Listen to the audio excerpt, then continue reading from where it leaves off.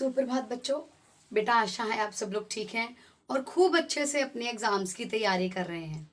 बेटा हमने व्याकरण के बहुत सारे विषय दोहरा लिए हैं और हमने पाठ्य पुस्तकें भी लगभग सभी विषयों की दोहराई कर ली है। आज बेटा हम जो विषय दोहराने जा रहे हैं वो है कविता चंदा मामा। ओके, आप मेरे साथ अपनी बुक्स निकाल लीजिए बेटा। बुक का पेज नंबर 65, पेज नंबर 65 पर बेटा कविता दी गई है चंदा मामा। ओके, बुक निकालिए, मेरे साथ साथ रीडिंग कीजिएगा, बहुत ध्यान से पढ़िएगा और समझिएगा। शुरू करते हैं बेटा। पेज नंबर 65, पाठ 8, चंदा मामा। आसमान में निकले तारे, चंदा मामा कितने प्यारे, सबके मन को बहलाते हैं, खूब चांदनी छिटकाते हैं।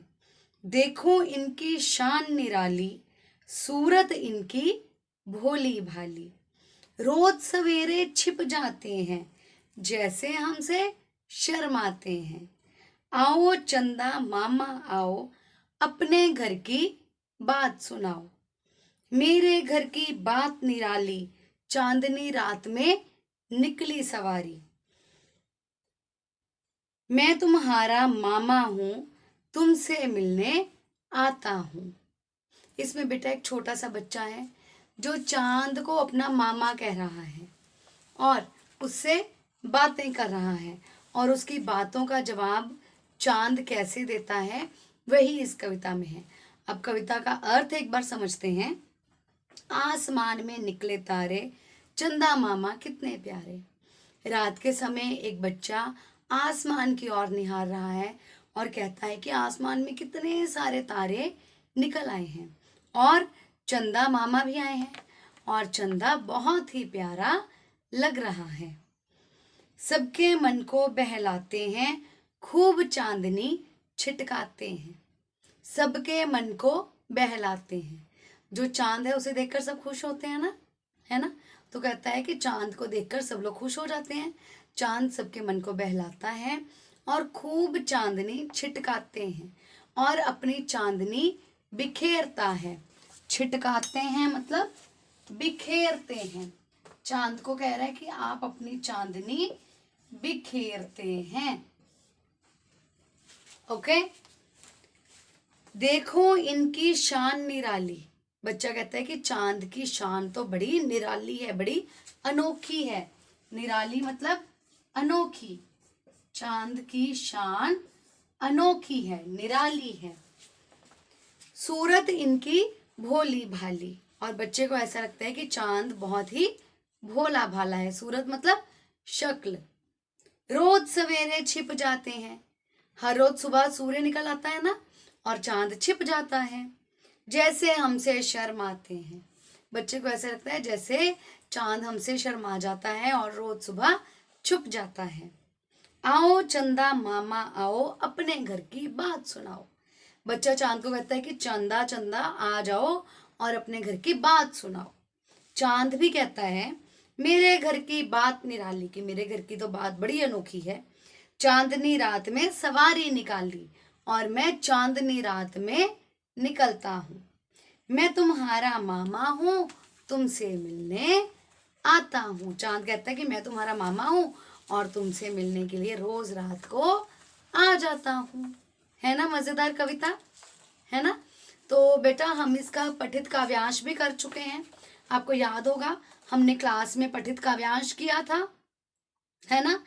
तो अब हम इसके क्वेश्चंस भी पहले कर चुके हैं, लेकिन आज फिर एक बार क्वेश्चंस डिस्कस कर लेते हैं। रात के समय आसमान में क्या क्या दिखाई देता है। बेटा आप जब क्वेश्चंस के आंसर्स लिखते हैं तो आपने कविता पर आधारित उत्तर लिखना है। ओके, आपने अपनी मर्जी से नहीं लिखना, कविता पर आधारित लिखना है। और जब आप पठित पद्यांश भी हल करते हैं, काव्यांश करते हैं, उसमें भी काव्यांश में जो लाइंस दी गई हैं उस पर बेस्ड लिखना है, अपने आप नहीं लिखना।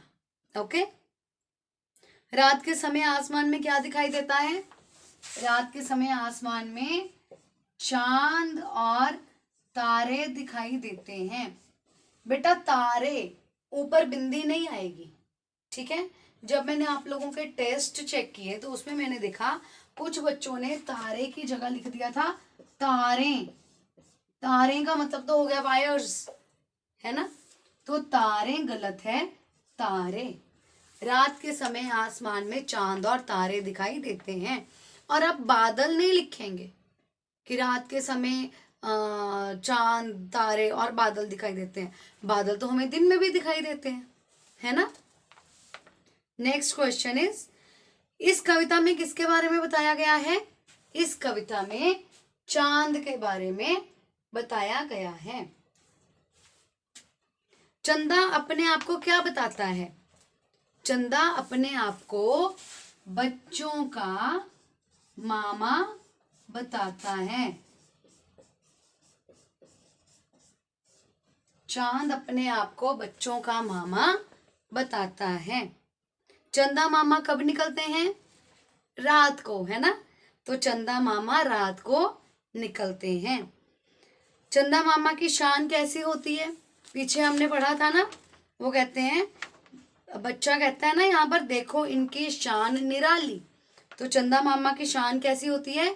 चंदा मामा की शान निराली होती है, निराली। ओके, चंदा मामा की शान निराली होती है। चंदा मामा की सवारी कब निकलती है? चंदा मामा की सवारी चांदनी रात में निकलती है। चंदा मामा रोज सवेरे क्यों छिप जाते हैं?